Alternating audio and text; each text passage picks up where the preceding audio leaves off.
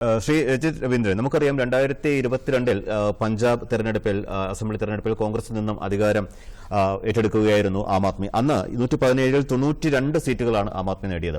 2027-ൽ വീണ്ടും തെരഞ്ഞെടുപ്പ് വരുമ്പോൾ കോൺഗ്രസിന് കൃത്യമായിട്ട് അവിടെ ഇനിയിപ്പോൾ വീണ്ടും കടന്നു കയറാനാകും എന്നൊരു പ്രതീക്ഷ ഈ ഡൽഹി തിരഞ്ഞെടുപ്പ് ഫലത്തിന്റെ പശ്ചാത്തലത്തിൽ ഉണ്ടോ?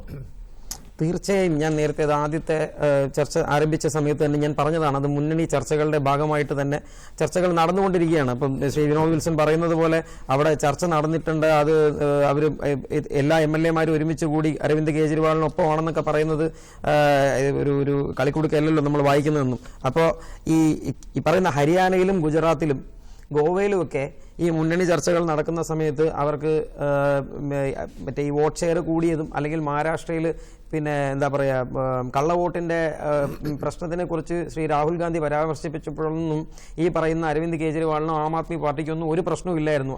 അവരുടെ ഭാഗത്ത് ഈ പറഞ്ഞ അദ്ദേഹം നിരത്തിയല്ലോ ഓരോ സ്ഥലങ്ങളിൽ കള്ളവോട്ട് നടന്നു എന്നുള്ളത് സത്യം തന്നെയാണ്. കള്ളവോട്ട് നടന്നിട്ടുണ്ട്, അല്ലെങ്കിൽ വോട്ട് എണ്ണം കൂട്ടിയിട്ടുണ്ട് എന്ന് പറയുന്നതിനെ ഞാനും അംഗീകരിക്കുന്നു. പക്ഷേ അത് ഈ ഹരിയാനയിലും മഹാരാഷ്ട്രയിലും ഒക്കെ തെരഞ്ഞെടുപ്പ് വരുന്ന സമയത്ത് ഇല്ലാത്തത് മാത്രം എന്നുള്ള രീതിയിൽ ഇത്തരത്തിലുള്ള വലിയൊരു കണക്കുകൾ എഴുതി കാണിക്കുന്നു എന്ന് പറയുമ്പോൾ അത് ബുദ്ധിമുട്ടാണ്.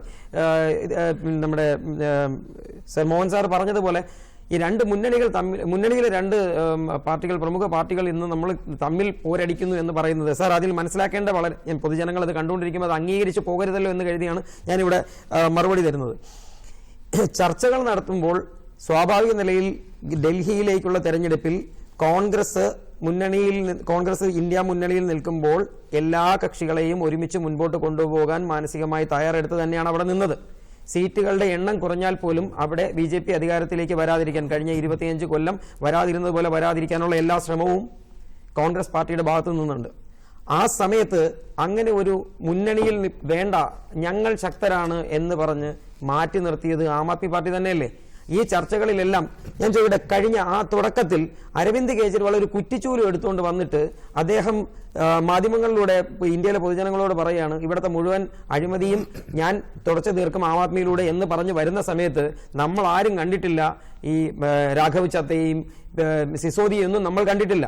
പക്ഷേ ഈ മൂന്നാം ടേമിലേക്ക് വരുമ്പോൾ ഈ മുഴുവൻ നേതാക്കളെയും മുന്നിൽ നിർത്തി വലിയ വലിയ അവസരങ്ങൾ പ്രയോജനപ്പെടുത്തി മുൻപോട്ട് വന്ന അരവിന്ദ് കെജ്രിവാളിന് തോൽക്കേണ്ടി വന്ന ഒരു സാഹചര്യം ഉണ്ട് എന്നുണ്ടെങ്കിൽ ഇന്ത്യ മുന്നണി ഒരുമിച്ച് നിൽക്കേണ്ട ആവശ്യം കോൺഗ്രസിൻ്റെത് മാത്രമല്ല എന്ന് മാത്രമേ എനിക്കിവിടെ പറയാനുള്ളൂ. ശരി.